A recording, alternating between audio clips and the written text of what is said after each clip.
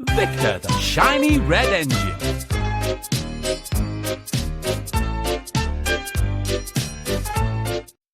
One morning, the Fat Controller had a special new job for Thomas.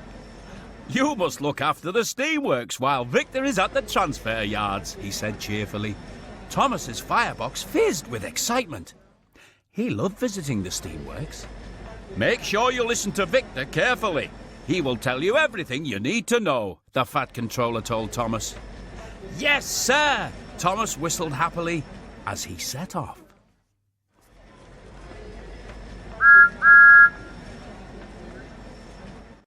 When Thomas arrived at the steamworks, Victor was waiting for him. Everyone liked Victor because he always knew what to do and kept the steamworks running smoothly. Hello, my friend, he smiled. Today is going to be a busy day for you. I like being busy, Victor, tooted Thomas.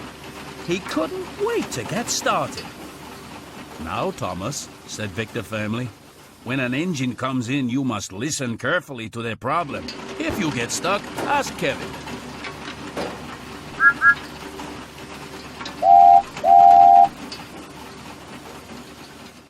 A cheerful yellow crane wheeled towards Thomas and Victor. That's right, Thomas, said Kevin. Just ask me if you get in a fix. But Thomas was too excited to listen. He just wanted to get on with his very important job. Don't worry, Victor, I know what to do, he chuffed. You'd better get going or you'll be late. Victor puffed off towards the transfer yards. Thomas was now in charge.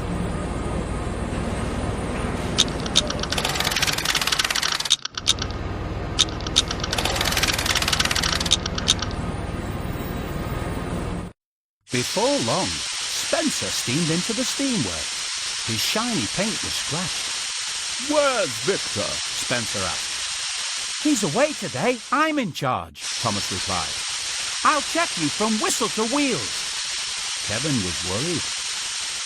Thomas, Spencer only needs a new coat of paint, he said. But Thomas wasn't listening to Kevin. After all, he was in charge. Put Spencer up on the hoist, Kevin, he said bossily before puffing away.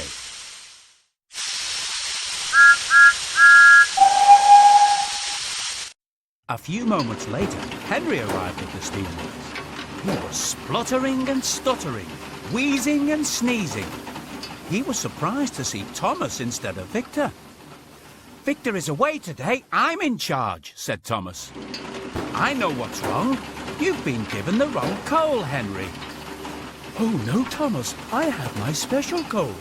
The problem is, Henry wheezed. But Thomas wasn't listening.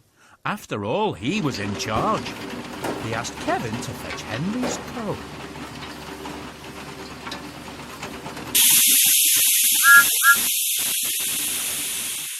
Next, James bumped into the steamboat.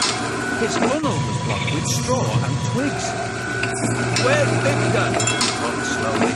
He's away today. I'm in charge, said Thomas. What you need is a new funnel, James. Oh, no, Thomas, James began. But Thomas wasn't listening. He was in charge. Kevin, find a spare funnel, please, he tooted. Thomas looked around the busy steamboat and felt very proud indeed.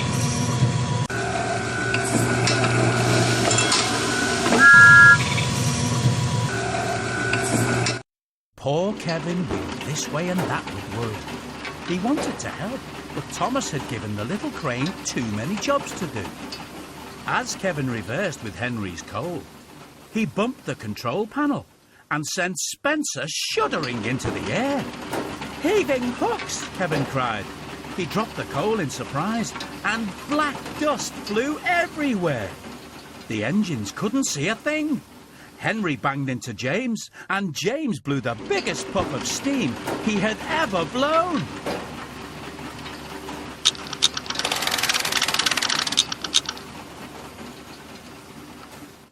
Soon the gleaming steamworks was covered in soot, twigs, and straw. Thomas heard a voice through the dark clouds of dust. Sizzling Sodor! What has happened to my beautiful steamworks? Said the voice. It was Victor. He had arrived back early from the transfer yards. Thomas looked at Victor, then at the mess and muddle around them. "I'm sorry, Victor. This is all my fault," Thomas said. "I didn't listen to Kevin, and I didn't listen to my friends. I was too excited. Now look at the mess I've made." He puffed sadly. Thomas was very sorry. "I think, my friend, you are right," Victor huffed. "But if you listen carefully to us now, we can clean the steamworks together." This time, Thomas did just as his friends told him.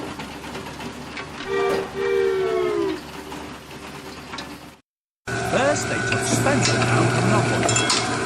"I don't need to be checked from whistle to wheels, Thomas. I just need some new paint for my scratches and scuffs," he said. "Yes, Spencer," smiled Thomas. Soon, with a little help from Victor, Spencer's silver paint was sparkling.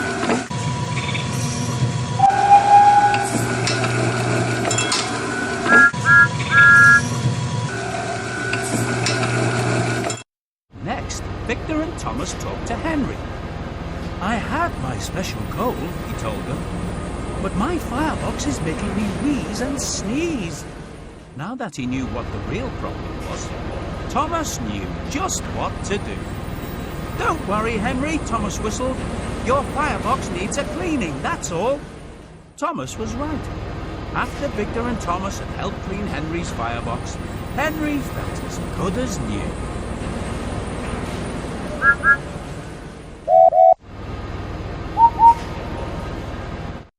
Last of all, Thomas and Victor went to help James. "I don't need a new funnel," James said. "I just need to have my old funnel cleaned and polished." And before long, James was shining from fender to footplate. Now all the engines were ready to be really useful, and the steamworks was clean again. Thomas promised that next time he visited the steamworks, he would listen to what Victor told him.